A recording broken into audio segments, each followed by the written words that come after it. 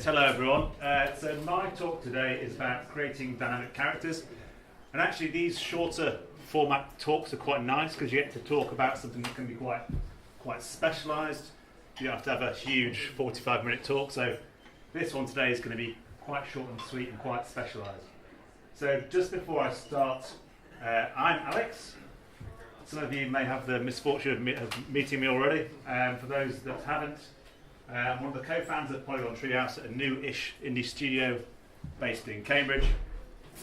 In my previous life, I was a Guerrilla Games Sony Cambridge art director, and I have a background in character art and animation. When I started at Sony from university, I'm showing my age here, but it was PS2 times, and I was working as a character artist and animator. Actually now, we've got indie, and I've drifted back to doing character art and animation again, which is good, because I really enjoyed doing it. And we're busy working on our debut indie game, which is called Röki, which you may have seen, you may have not, but that's a brief glimpse of it there. And what I'm talking about when I'm saying about creating dynamic characters, there's a couple of things I'm going to talk about specifically, and the main one is secondary motion, about what it is and why, as an animator and as a character artist, I think it's really good. So here's Tule, our lead character, and when I'm saying secondary motion and secondary elements, when someone's animating, when someone's moving, you have the primary core motion of the body. So you have your arms, your legs, your hips, your chest, and the secondary elements is basically everything outside of that. So it may be elements like the hair that's standing down the side of her head, the pom-pom on her hat, her backpack, the drawstrings on her hoodie. Basically, it's anything outside of the core motion of the body.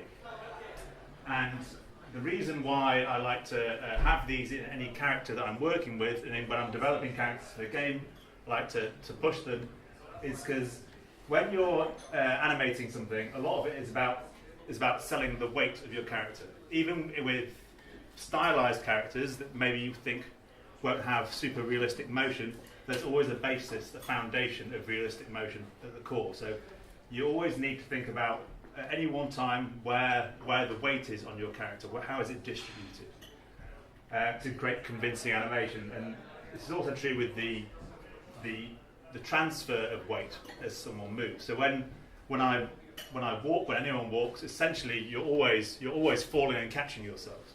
So you're always off balance, and your weight will shift from one side to the next as you move.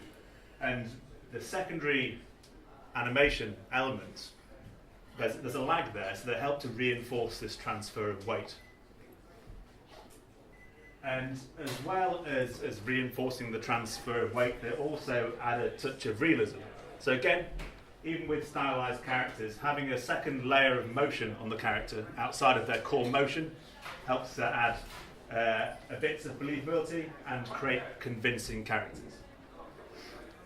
And this, as I was rehearsing the talk this afternoon, I realised I was saying rigid lumps quite a lot. It's a reoccurring theme. So one of my bugbears with when I've been making characters throughout my career is just trying to get away from these rigid polygon meshes that are moving around. So basically trying to soften that off in any way possible. And these secondary animation elements really help to do that, to take it away from feeling a real hard polygonal object and something that's a bit more soft and believable. And here's a handy example. So this is an animation breakdown we have for Tube, and the last two examples, so the spline one, the third one, that has all the secondary motions disabled.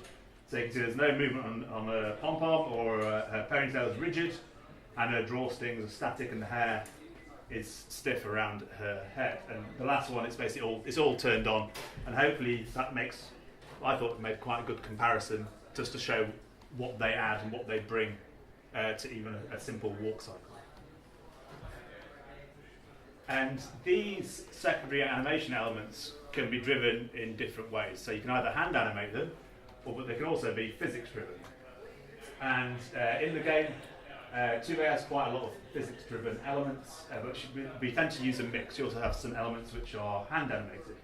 And the nice thing about the physics-driven parts is they react in ways that a baked hand animation can't. So as you're moving your character around the world, her ponytail can flip out and drag behind her, and that's something you can't really do within an animation cycle unless you have some sophisticated layers and system over the top of it.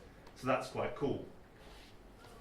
It may do a better job at animating it than you would do by hand, because it's a simulation, so it's going to feel quite accurate. That probably, sometimes it may not, caveat. But this is one of my favourite things about using physics-driven animation elements on characters, is that as animators, you always work really hard to make sure the blend between one animation and the next is as smooth as possible. So you may go from a walk, you may stop and come into a wait. And the really nice thing about the physics-driven parts is they have no awareness of what animation cycle your character is in. So they're just doing their own thing over the top. So as your character stops, the physics element will carry on and it will move over that transition and it will really smooth it out. And that's a really nice thing. So even if some of your animation transitions are quite short and abrupt, those physics-driven parts can really help smooth over. And here's another example of just how with some really basic motion, how some secondary elements over the top can help soften it and give it a touch of realism. Expert animation. But as I said before, we do hand animate some of these parts. So for bits that have quite limited range, so Tuve's backpack is hand animated, just as we found that it's got straps, its range of movement is quite limited, and we found actually we got the best results just by doing it by hand. And so we decided that wasn't really worth pushing into physics. Hand animated stuff is less prone to messing up. Lars's poncho is prone to flipping out from time to time. But the really important thing to consider is this stage of secondary animation elements when you're designing your characters. So what opportunity do I have to jiggle stuff is a question I ask myself every day. But mostly when I'm considering designing characters. So